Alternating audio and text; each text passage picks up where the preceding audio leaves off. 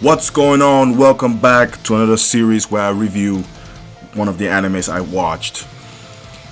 Today, it's Mob Psycho 100 Season 3. It's final season. Okay, there's nothing is coming out after that. Okay, this is the last one. Alright. Now let me, for those who don't know what Mob Psycho 100 is, it's a supernatural action anime series created by the creator of the webcomic One Punch Man. It was first serialized on the website from April 2012 to December 2017. And the anime follows Shigeo, I think his name was Shigeo Kageyama, a high school student with extraordinary psychic abilities as he struggles to control his powers and live a normal life. One of the strengths of the anime is its unique and visually striking animation style.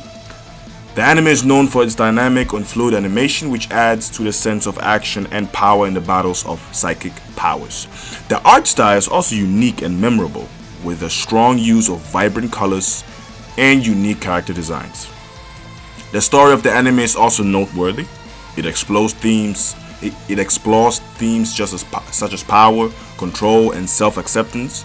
Shigeo struggles to control his powers and find his place in the world are relatable, and the audience can easily identify with his struggles. The anime also does a great job of balancing its comedic moments with its more serious and emotional moments. The characters are also very well developed and relatable. Shigeo's growth and development throughout the series is well done, and the supporting characters also have their own struggles and motivation that add depth to the story. However, the anime is not without its faults. The pacing can be a bit uneven at times, and some of the comedic moments can be a bit over the top. The ending of the series, which is season 1, also leaves some loose ends that could have been wrapped up more satisfyingly. So that is a quick, so to speak, how do you call it, like introduction to what Mob Psycho 100 is. So spoilers ahead, right? I'm not gonna spoil too much, but there are gonna be spoilers ahead, so do be warned. I'm gonna be talking. The first thing I felt when I watched episodes 1 through 7. Okay, 1, 2 through 7. Okay, so episodes 1 to 7 were fairly entertaining. You know, the stories were okay. I liked it. You know, it wasn't anything grand. I wrote down the first 6 episodes felt like 12. It was not to say I didn't like it or I hated it. It just felt like when the 6th episode concluded, I was like, oh yeah, is the anime done? Right? So I scrolled down and I realized, oh wait, there are 6 more episodes left? Damn. You know? Like, maybe I was happy, maybe I was a bit annoyed. I really don't know what I felt, really. I just knew in my mind, this feels long. Like, it really feels like I'm almost at the end of the anime. One of the things I liked about this anime, what a lot of animes can't really do or they need a really long time to pull off, is the growth of the main character, the protagonist. Kageyama's growth is like, you see it.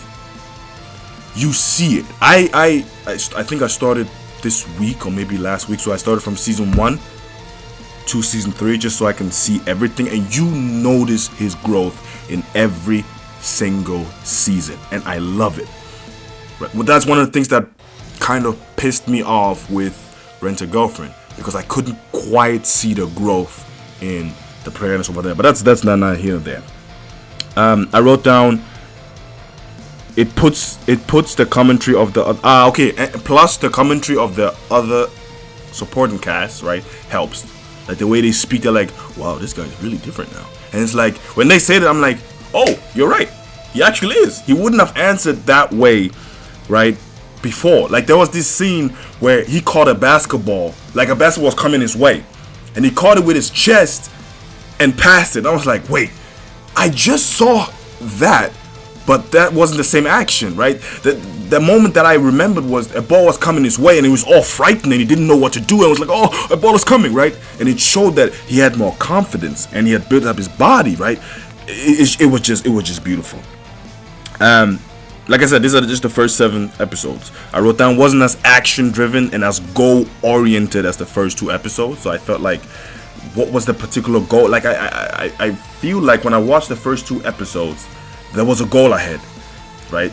Something happening and you need to resolve, right? So it didn't really feel as goal oriented as I thought or as I wanted it to be. It also felt way more slice of life.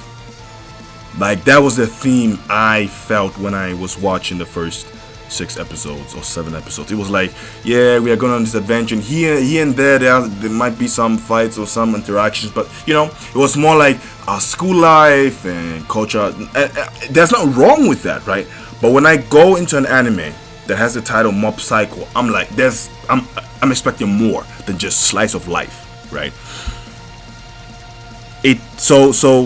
And what I mean by that is, it almost felt like the source material was done, but they kind of forced a 3rd season on us. That's how it felt to me. So I was thinking, wait, is the source material over?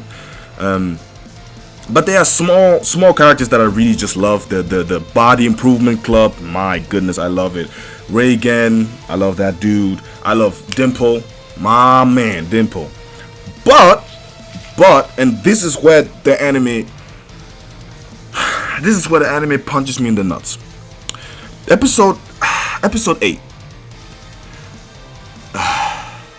Episode 8 starts with the love interest of my Psycho is moving away, and he's gonna confess. I'm like, wait, what? What do you mean? What? And so it's this now. See this, and this is what I mean. Now there's a goal. He has to confess to her, and now what we as audience are waiting for is, what is she gonna say? Is she gonna say yes? Is she gonna say no? What's going on, right? And if she says no or yes, how is his emotional state gonna like accept it? Like, what is gonna happen? Is he gonna is it gonna go 100% full of happiness or 100% full of like rage because he got rejected? Let me not spoil it too much. Let me just say,